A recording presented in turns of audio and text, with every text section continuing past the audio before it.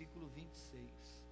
Meu filho, dê-me o seu coração. Então, quando um pai e uma mãe erram, eles precisam percorrer esse caminho. Eu errei, não fiz a coisa certa, você me perdoa? Ah, pai, eu perdoo. E agora você me dá o seu coração? Porque muitas vezes, irmãos, o coração dos filhos se fecha. E quando o coração do filho se fecha, existe um livro só para tratar desse assunto, a chave para o coração do seu filho, e ele trata disso, de corações de filhos que se fecham, e você precisa manter o coração do filho sempre aberto para você. Segundo desafio, faça parceria para cuidar de pais idosos. Eu tenho insistido nesse assunto desde o ano passado, irmãos, quando preguei sobre família, no ano passado. Você honra o seu pai idoso, a sua mãe idosa, quando você cuida deles.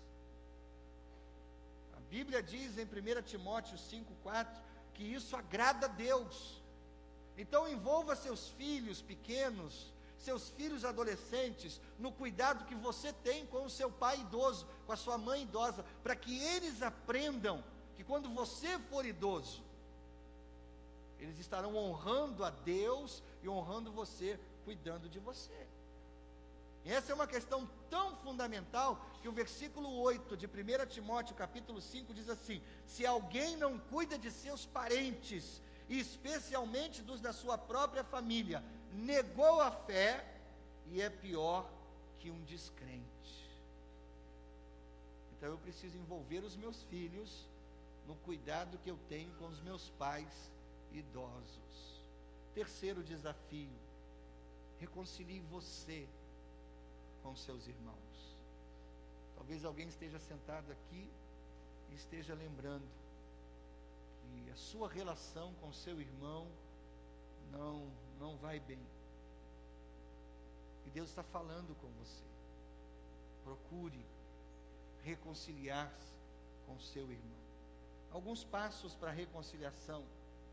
Primeiro, os pais precisam convencer os irmãos a tratar do conflito e não permanecerem no meio do conflito. Os pais unem os irmãos para que eles tratem do conflito e não o pai ficar no meio do conflito. Segundo, tome a iniciativa. Dê um telefonema. Há quanto tempo você não fala com aquele irmão, com aquela irmã? Vocês brigaram, vocês discutiram, discordaram. Tome iniciativa. Terceiro, nós devemos ter certeza de que a raiz de amargura não tenha permissão para crescer em nosso coração. A Bíblia diz em Hebreus 12,15: cuidem que ninguém se exclua da graça de Deus, que nenhuma raiz de amargura brote e cause perturbação, contaminando muitos. Quarto, nós não sabemos o quão ruim as coisas estão até conversarmos. Muitas vezes nós imaginamos que o problema é desse tamanho, e quando a gente vai conversar, a coisa não é tão ruim assim. Quinto, nós devemos assumir a nossa responsabilidade quanto ao conflito. Eu sou responsável. Mano, eu errei. Eu não devia ter falado o que eu falei. Você me perdoa? Sexto, nós precisamos expandir a comunicação dentro das nossas famílias, entre marido e esposa, entre os pais e os filhos entre os pais e os filhos entre eles. A comunicação. Sétimo, o relacionamento é mais importante do que coisas, dinheiro ou qualquer herança. Você deve conhecer irmãos que se tornaram inimigos por causa de um pedacinho de terreno num canto de bairro qualquer. Quando o pai morreu, aquele pedacinho de terreno se tornou a discórdia entre os irmãos. O anel de ouro da mamãe se tornou a discórdia entre os irmãos. O relacionamento é mais importante que dinheiro, coisas ou qualquer herança. Irmãos, quando eu preparava esse estudo, eu avaliei a minha experiência com os meus irmãos. E eu cheguei à conclusão que eu não poderia subir aqui no púlpito e pregar um sermão desse, se eu não estivesse em paz com os meus irmãos. Eu posso fechar os olhos e lembrar da minha irmã e do meu irmão, e o meu coração está em paz. Eu oro por eles e pela família deles. Eu amo os meus irmãos. Mas, irmãos, a Bíblia fala de irmãos rivais, mas também fala de irmãos que se reconciliaram. A história de Jacó e Esaú, lembra? Esaú fugiu e ficou 20 anos sem ver o seu irmão Esaú. Mas um dia ele teve que voltar. E quando ele voltou para casa, Gênesis capítulo 32, diz que ele teve um encontro tão poderoso com Deus, que esse encontro mudou não apenas o nome dele, Jacó, que significa trapaceiro, teve o nome mudado para Israel, príncipe de Deus. Mas esse homem teve também a vida transformada. E quando ele vai ao encontro de Esaú, seu irmão, 3 coisas evidenciam essa mudança de vida. Primeiro, ele vai na frente para encontrar seu irmão, ele assume o seu erro.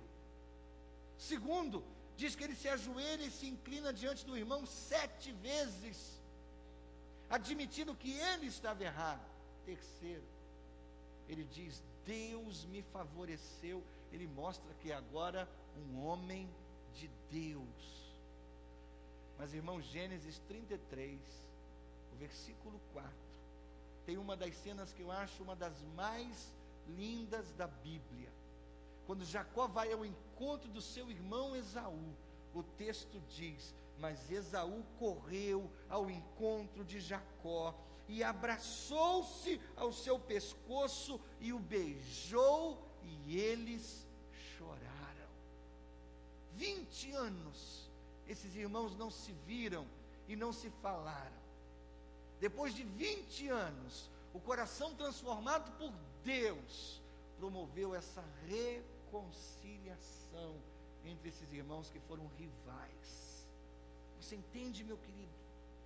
Depois que eles se abraçaram e se beijaram e choraram, eles estabeleceram limites para aquela relação.